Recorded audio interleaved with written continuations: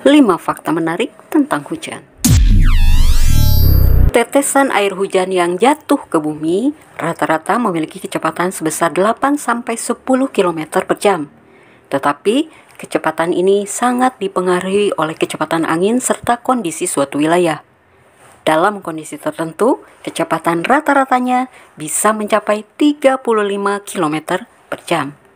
Setiap detik, ada sekitar 16 juta ton air yang menguap dari permukaan bumi sebagai bahan untuk hujan. Jumlah ini akan turun kembali ke bumi dalam bentuk hujan setiap detik.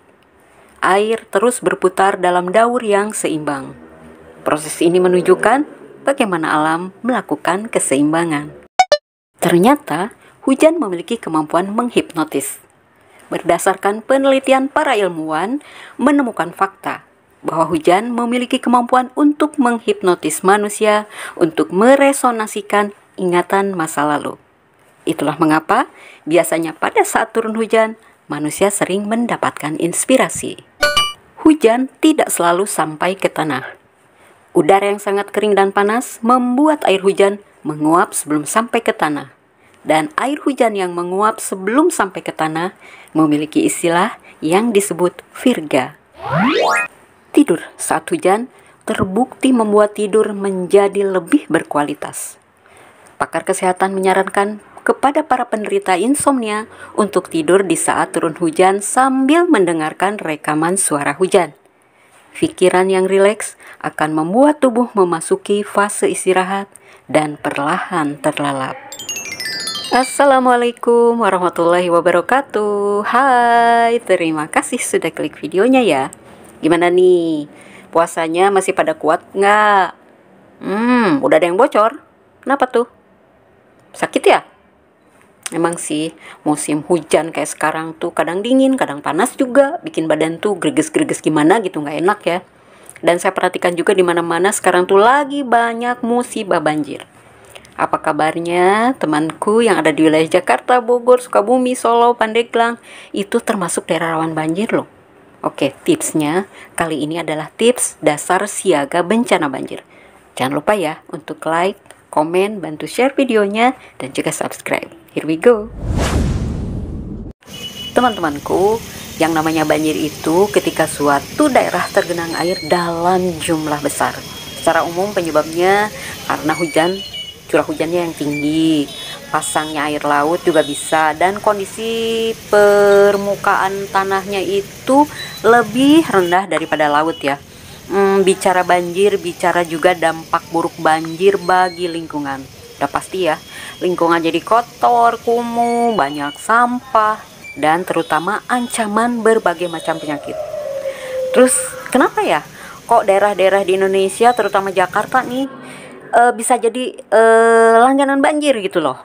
Itu karena teman-teman, berdasarkan kondisi morfologis, relief bentang alam Indonesia itu sangat bervariasi dan banyak sungai-sungai yang mengalir.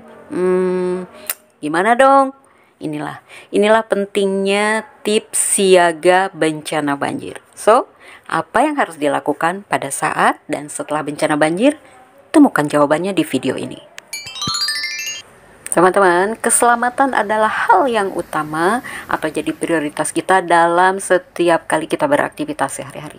Dan hal pertama yang penting dilakukan dalam menghadapi siaga banjir atau kesiagaan kita terhadap bencana banjir adalah mengendalikan diri dong dari rasa takut, cemas, sama khawatir. Pas banjir datang, normal banget ya, manusiawi kalau kita tiba-tiba kaget, cemas, khawatir, dan lain-lain. Tapi diusahakan jangan panik ya.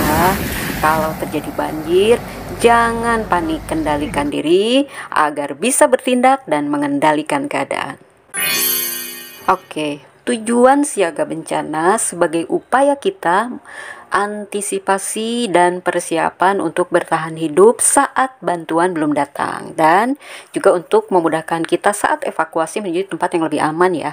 Dan perlu juga diketahui adalah tingkat kerentanan tempat tinggal kita ya, apakah berada di zona rawan banjir atau tidak. Selain itu, perlu diketahui juga saluran dan jalur yang sering dilalui banjir dan dampaknya untuk tempat tinggal kita. Saat bencana banjir terjadi, untuk daerah-daerah yang rawan, yang sudah jadi langganan banjir, masyarakatnya itu biasanya udah santuy ya, udah hafal betul gelagat ciri-ciri mau terjadinya banjir itu. Tapi jangan lupa untuk selalu terbiasa update informasi tentang banjir untuk lebih meningkatkan kesiapsiagaan. Teman-teman, banjir itu bisa saja terjadi hanya dalam waktu sekejap, beberapa jam, atau mungkin bisa berhari-hari, atau mungkin berminggu-minggu. Tapi tentunya itu semua tetap saja bisa menimbulkan kerusakan rumah, fasilitas umum, dan menghambat aktivitas harian kita ya. Dan teman-teman, ketika banjir datang, langkah utama tentu saja kita harus pergi mencari lokasi yang lebih aman, lebih tinggi. Kalau rumahnya yang ada lantai 2, ada rumah tingkat, bisa lari ke lantai 2 rumah ya. Ada juga lari ke dataran tinggi dan lain-lain. Teman-teman, selain kerugian materi, banjir juga seringkali memakan korban. Kasus yang paling sering itu yang paling ringan kepleset, udah pastilah kejatuh, apalagi sampai terbawa arus. Yang sampai ya. Perlu juga berhati-hati dengan kubangan air, saluran air, got, dan ketika menuju tempat yang lebih aman, lebih baiknya itu berjalan di tengah area jalan. Karena biasanya kalau di pinggir jalan itu ada got, ada saluran air, malah nggak kelihatan ya ketutup air ya. Itu semua dianjurkan untuk menghindari tenggelam atau mungkin terbawa arus.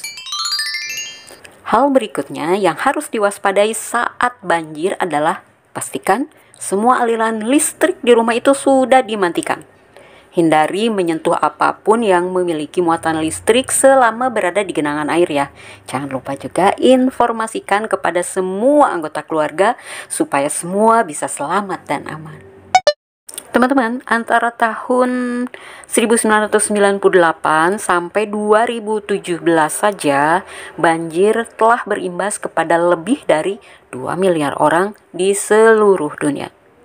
Orang-orang yang tinggal di dataran banjir atau bangunan yang tidak aman dan tidak memiliki sistem peringatan yang bagus, apalagi tidak memiliki kesadaran akan bahaya banjir ya, itu merupakan yang paling rentan terhadap banjir. Oke, tips siaga bencana banjir berikutnya.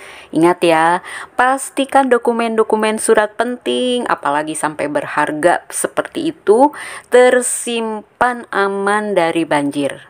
Ingat juga bawa perlengkapan dan barang-barang penting ya. Pakaian tuh penting tuh jelas ya. Uang, apalagi obat-obatan dan juga handphone untuk komunikasi, saling mengingatkan dan saling membantu satu sama lain. Oke, bencana banjir itu biasanya menutup semua akses. Segala akses tertutup termasuk akses makanan ya. Sehingga penting untuk menyimpan persediaan makanan instan untuk sekeluarga. Biar apa? Jelas biar nggak kelaparan dong, lagi banjir, kehujanan, dingin, biar tidak kebingungan juga, atau kelaparan saat bencana banjir itu datang. Oke, faktanya kita hidup di wilayah rawan bencana. Dan kenyataan ini seharusnya mendorong kita untuk lebih mempersiapkan diri, keluarga, dan lingkungan sekitar. Karena pada dasarnya penanggulangan bencana menjadi tugas dan tanggung jawab bersama, mulai dari masyarakat, pemerintah daerah, dan pemerintah pusat. Sampai jumpa di video berikutnya. Jangan lupa tetap sehat, semangat, dan juga bahagia. Wassalamualaikum warahmatullahi wabarakatuh.